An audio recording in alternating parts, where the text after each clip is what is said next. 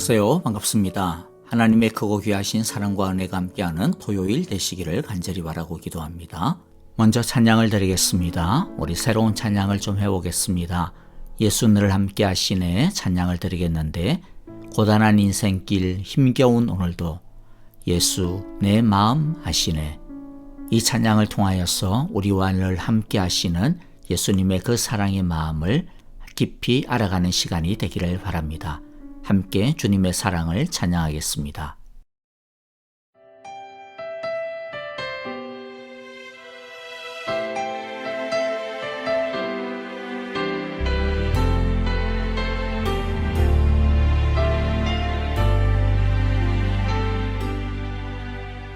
고단한 인생길 힘겨운 오늘도 예수 내 마음 아시네.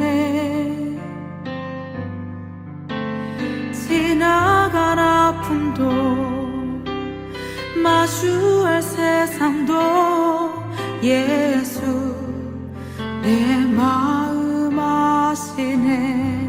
고단한 인생길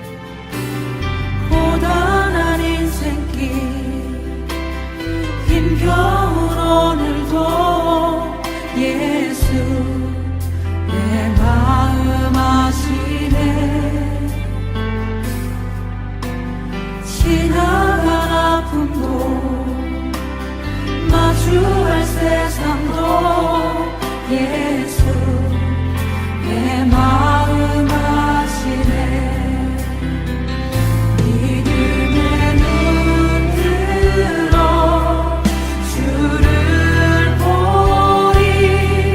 이 또한 지나가리라. 주어진 내 삶의 시간 속에 주의 뜻 알게 하소서.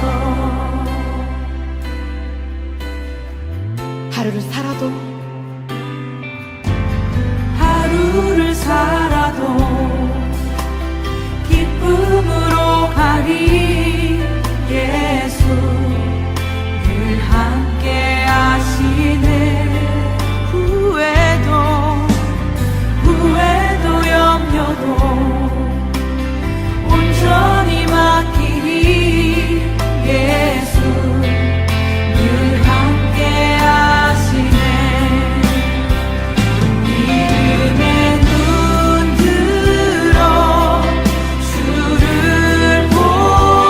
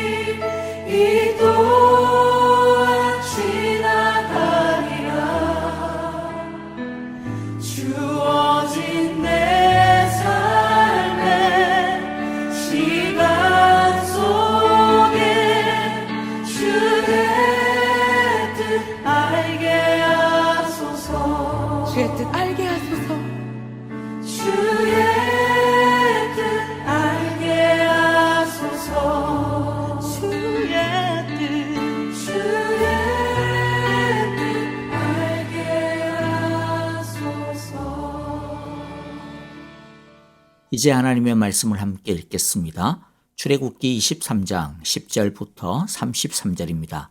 10절을 제가 먼저 읽고 한 절씩 교독하겠습니다. 너희는 6해 동안은 밭에 씨를 뿌려서 그 소출을 거두어 들이고 7째 해에는 땅을 돌리고 묵혀서 거기서 자라는 것은 무엇이나 가난한 사람들이 먹게 하고 그렇게 하고도 남은 것은 들짐승이 먹게 해야 한다. 너희의 포도밭과 올리브밭도 그렇게 해야 한다. 너희는 6해 동안 일을 하고 1의 날에는 쉬어야 한다. 그래야 너희의 소와 나귀도 쉴 수 있을 것이며 너희 여종의 아들과 몸붙여 사는 나그네도 숨을 돌릴 수 있을 것이다. 너희는 내가 너희에게 말한 모든 것을 지켜야 한다. 그리고 너희는 다른 신들의 이름을 기억해서는 안 되며 입 밖에 내서도 안 된다. 너희는 한 해에 3차례 나의 절기를 지켜야 한다. 너희는 무교절을 지켜야 한다. 내가 너희에게 명한 대로 아비벌에 정한 때에 1해 동안 누룩을 넣지 않은 빵을 먹어야 한다. 너희가 그때에 이집트에서 나왔기 때문이다. 너희는 빈손으로 내 앞에 나와서는 안 된다. 너희는 너희가 애써서 밭에 씨를 뿌려서 거두은 곡식의 첫 열매로 맥주절을 지켜야 한다. 또한 너희는 밭에서 애써 거둔 것을 거두어 들이는 한 해의 끝 무렵에 수장절을 지켜야 한다. 너희 가운데 남자들은 모두 한 해에 3번 하나님 여호와 앞에 나와야 한다. 너희는 나에게 바치는 희생 제물의 피를 누룩 넣은 빵과 함께 바쳐서는 안 된다. 그리고 절기 때에 나에게 바치는 기름을 다음 날 아침까지 남겨두어서도 안 된다. 너희는 너희 땅에서 난 첫 열매 가운데서 제일 좋은 것을 너희 하나님 여호와의 집으로 가져와야 한다. 너희는 새끼 염소를 그 어미의 젖으로 삶아서는 안 된다. 이제 내가 너희 앞에 한 천사를 보내어 길에서 너희를 지켜주며 내가 예비하여 둔 곳으로 너희를 데려가겠다. 너희는 삼가 그 말에 순종하며 그를 거역하지 말아라. 나의 이름이 그와 함께 있으므로 그가 너희의 반역을 용서하지 않을 것이다. 너희가 그의 말에 절대 순종하여 내가 명하는 모든 것을 따르면 내가 너희의 원수를 나의 원수로 여기고 너희의 대적을 나의 대적으로 여기겠다. 나의 천사가 너희 앞에서 너희를 아모리 사람과 헷 사람과 브리스 사람과 가나안 사람과 히위 사람과 여부스 사람이 있는 곳으로 인도할 것이다. 내가 그들을 전멸시키겠다. 너희는 그들의 신들에게 엎드려서 절을 하여 섬기지 말 것이며 그들의 종교적인 관습을 본받지 말아라. 신상들을 다 부수고 그들이 신성하게 여기던 돌 기둥들을 깨트려 버려라. 너희는 너희 하나님 여호와 나만을 섬겨야 한다. 그러면 내가 너희에게 복을 내려 빵과 물을 주겠고 너희 가운데서 질병을 없애겠다. 너희 땅에 낙태하거나 임신하지 못하는 여자가 없을 것이며 내가 너희를 너희 수명대로 다 살게 하겠다. 내가 나의 위엄을 너희보다 앞에 보내어 너희가 만날 모든 백성을 혼란에 빠뜨리고 너희 모든 원수가 돌아서서 달아나게 하겠다. 내가 말벌을 너희보다 앞질러 보내어 히위 사람과 가나안 사람과 헷 사람을 너희 앞에서 쫓아내겠다. 그러나 나는 땅이 황폐하여지고 들짐승이 많아질까 염려되므로 한 해 안에 그들을 너희 앞에서 다 쫓아내지는 않겠다. 나는 너희가 번성하여 그 땅을 너희의 소유로 차지할 때까지 그들을 너희 앞에서 조금씩 쫓아내겠다. 내가 너희 땅 경계를 홍해에서 블레셋 바다까지 광야에서 유프라테스 강까지로 정하고 그 땅에 사는 사람들을 너희 손에 넘겨줄 터이니 너희가 그들을 쫓아내어라. 너희는 그들과 언약을 맺지 말아라. 그들의 신과도 언약을 맺지 말아라. 너희는 그들을 너희 땅에서 살지 못하게 하여라. 그렇게 하지 않으면 그들이 너희를 유혹하여 나에게 죄를 짓게 할까 염려된다.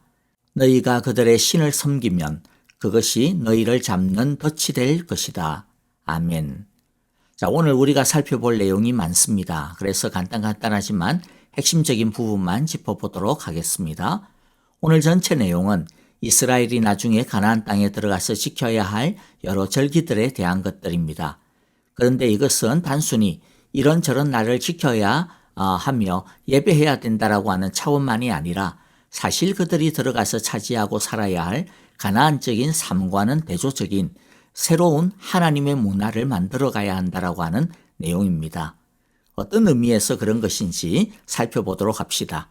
첫째, 안식년과 안식일을 지키라고 하십니다. 안식일은 일주일에 하루를 일을 하지 않는 것이고 안식년은 6년을 일하고 그 다음 1년을 쉬는 것을 말합니다. 이것은 이 세상이 생각하는 정신과 가치의 정면으로 도전하는 것입니다. 세상 사람들은 왜 열심히 일을 합니까? 자신이 열심히 일해야 성공할 수 있다고 생각하기 때문입니다. 성공과 안정, 미래의 보장은 자신의 열심에 달려 있다고 생각하기 때문입니다. 그러나 안식일과 안식년의 메시지가 무엇입니까? 첫째는 자신의 안정과 성공, 미래는 자기에게 달려 있는 것이 아니라 하나님에게 달려 있음을 기억하고 인정하라는 것입니다. 안식일과 안식년을 쉴 수 있으려면 그래서 하나님이 내 삶의 주인이다, 내 미래의 주인이다, 내 행복과 안정의 주인이다라고 하는 믿음이 있어야 할 수 있습니다. 안식일과 안식년은 그렇기 때문에 다른 어떤 것이 아니라 하나님의 주인 되심, 하나님의 왕 되심, 하나님의 다스림에 대한 믿음의 고백인 것입니다. 둘째, 하나님은 쉬라는 것을 통하여서 우리 안에 있는 더 빨리 성공하려고 하고 더 빨리 안정하려고 하는 집착을 내려놓는 훈련이 필요하다라고 말씀하시는 것입니다. 하나님은 안식일과 안식년의 쉼을 통해서 우리 안에서 불붙는 이 집착이라고 하는 이 욕심 덩어리에서 벗어날 수 있도록 브레이크를 걸도록 해주시는 기회인 것입니다. 셋째는 하나님은 안식일과 안식년을 통해서 나만 쉬라고 하시는 것이 아닙니다. 12절에 보면 내가 쉬어야 내 집에서 일하는 종도 쉬고 가축들도 쉴 수 있다고 합니다. 그러니까 다른 사람들의 행복을 위해서 쉬어야 한다라고 말씀하는 겁니다. 그리고 11절에 보면 안식년을 통해서도 가난한 사람들이 먹을 수 있도록 하기 위해서 우리는 쉬어야 한다라고 이야기합니다. 그러므로 안식일과 안식년의 의미는 우리의 쉼과 안식을 넘어서 우리를 통하여 다른 사람들도 쉼과 안식, 평안을 얻도록 하라고 하는 의미인 것입니다. 다른 사람들이 쉼과 안식, 자유를 얻도록 도와주라고 하는 의미인 것입니다. 하나님은 이처럼 우리를 통하여 하나님의 은혜가 확산되기를 원하십니다. 이것이야말로 진정한 복의 사람의 모습이고 제사장 나라의 모습인 것입니다. 다음으로 살펴볼 것은 이스라엘이 꼭 지켜야 하는 1년에 3번 지켜야 하는 절기입니다. 첫 번째 절기는 무교절입니다. 여기에는 유월절도 포함이 됩니다. 이것은 출 이집트를 기념하는 날입니다. 이 날은 하나님의 백성이 된 날이요 구원을 받은 날입니다. 그것을 기념하는 날입니다. 그리고 집안의 누룩을 제거하는 날입니다. 이 날의 의미는 먼저 하나님의 구원과 은혜를 기억하라는 것입니다. 쉽게 표현하면 구원의 감격을 회복하라, 하나님의 첫사랑을 회복하라 라고 하는 것입니다. 그래야 우리가 하나님의 은혜를 회복할 수 있고 더욱더 깊은 하나님과의 사랑으로 나아갈 수 있기 때문입니다. 또 살면서 우리 안에 들어온 우리의 신앙과 첫사랑을 변질시키는 누룩들, 즉 죄와 이 세상의 습관과 세상의 가치관, 세상의 생각과 방식을 제거하라고 하는 것입니다. 두 번째 지켜야 될 날은 맥추절입니다. 맥추절은 오순절과 같은 날입니다. 오순절은 하나님과 언약을 맺은 날, 즉 율법을 받은 날입니다. 즉 우리가 하나님의 백성이다라고 하는 것을 확실하게 인정받은 날이요 인침을 받은 날입니다. 즉 하나님과 맺은 언약을 통하여 우리가 어떤 존재인지를 기억하라는 것입니다. 하나님의 율법을 다시 기억하여 하나님의 말씀의 인도를 받으라는 것입니다. 세 번째 지켜야 될 날은 수장절, 추수감사절의 의미이고요. 또 이 날은 초막절이라고도 불립니다. 이 날의 의미는 우리의 모든 먹거리와 생명이 하나님으로부터 온다는 것을 기억하고 감사하라는 것입니다.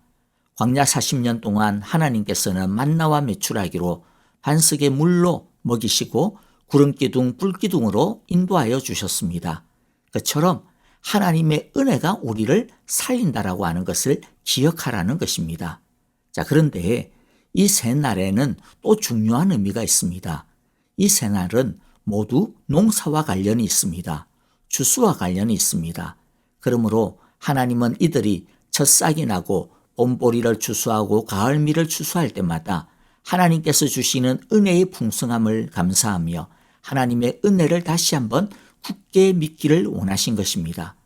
또 하나님은 이들이 가나안 땅에 들어가서 가나안 사람들이 추수를 할 때마다 하는 것처럼 우상에게 막 절하고 그렇게 또 풍년 제의를 드리는 것처럼 그렇게 가나안 사람들을 따라가지 말고 하나님의 백성으로서 하나님의 백성답게 하나님을 믿는 믿음으로 완전히 새로운 하나님의 감사의 문화를 만들어 가라고 하시는 것입니다. 30절과 31절에 보면 하나님은 가나안 사람을 쫓아내라고 하십니다. 이것은 가나안 사람을 몰아내라고 하는 뜻만은 아닙니다. 30절에 보면 하나님은 가나안 사람을 천천히 쫓아낼 것이다 라고 말씀하시죠. 그럼 무슨 뜻입니까? 이스라엘이 가나안 땅을 차지해도 가나안 땅에서 이스라엘이 가나안 사람들과 함께 살게 될 것이라고 하는 뜻입니다. 그러므로 쫓아내라고 하는 말은 단순히 가나안 사람을 가나안 지경에서 몰아내라라고 하는 그 말 이상이라고 하는 의미가 되겠죠. 즉 가나안의 정신을 쫓아내야 한다라는 것입니다. 가나안의 믿음을 쫓아내야 되고 가나안적인 문화와 생각, 습관들을 쫓아내라는 것입니다. 즉 가나안 사람들 속에서 가나안 사람들을 닮지 말고 하나님의 말씀을 따라서 하나님의 백성들의 삶의 모습, 하나님의 말씀의 문화를 새롭게 만들어 가라는 것입니다.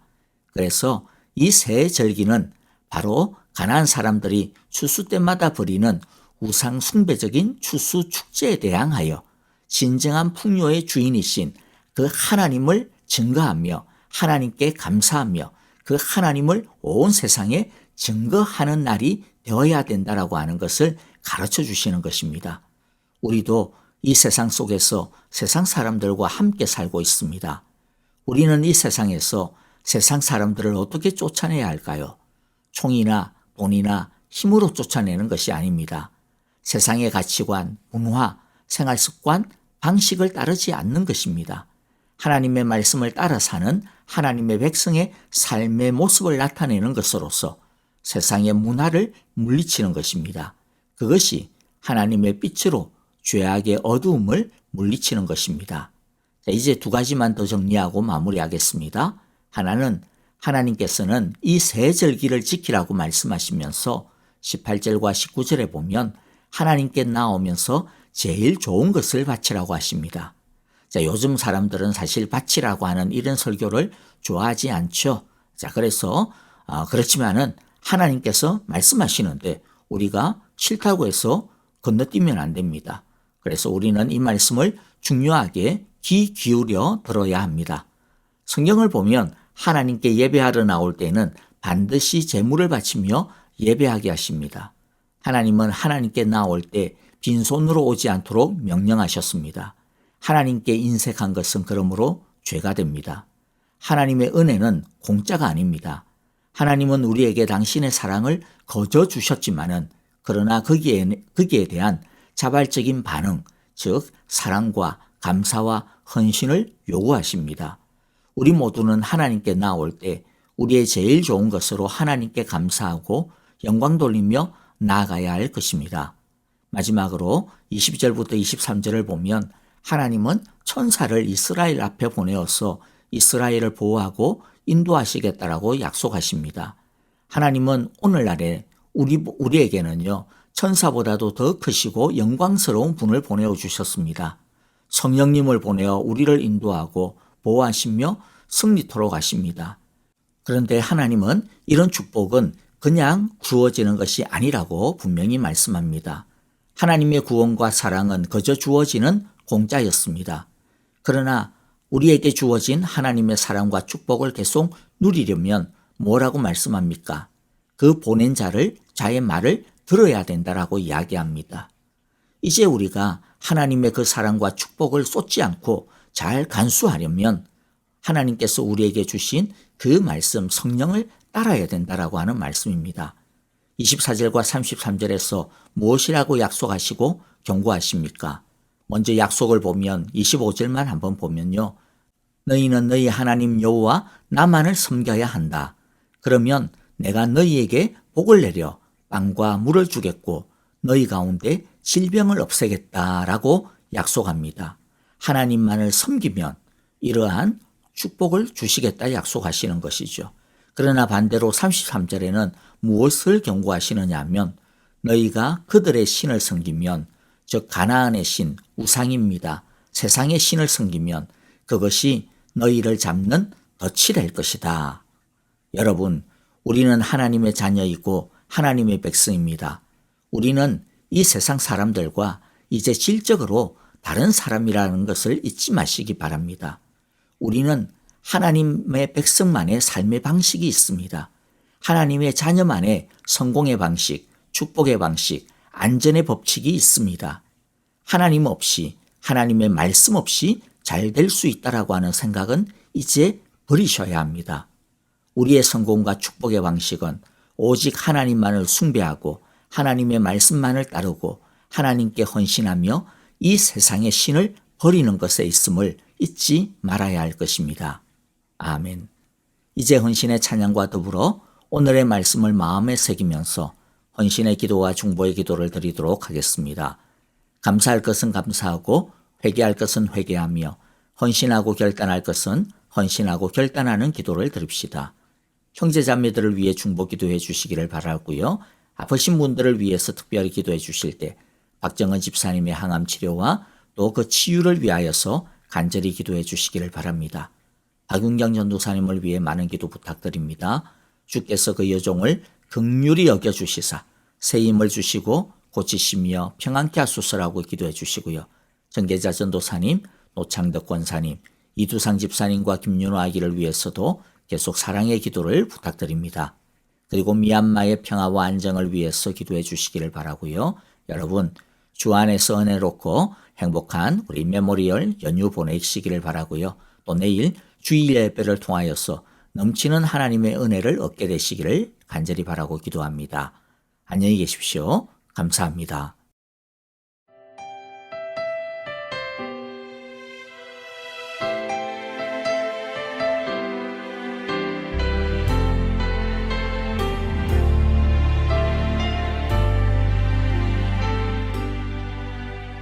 고단한 인생길 힘겨운 오늘도 예수 내 마음 아시네.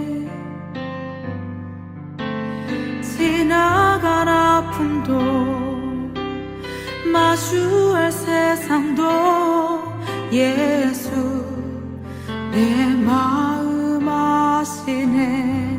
고단한 인생길 고단한 인생길 힘겨운 오늘도 예수 내 마음 아시네. 지나간 아픔도 마주할 세상도 예수 내 마음 아시네. 믿음의 눈 들어 주를 보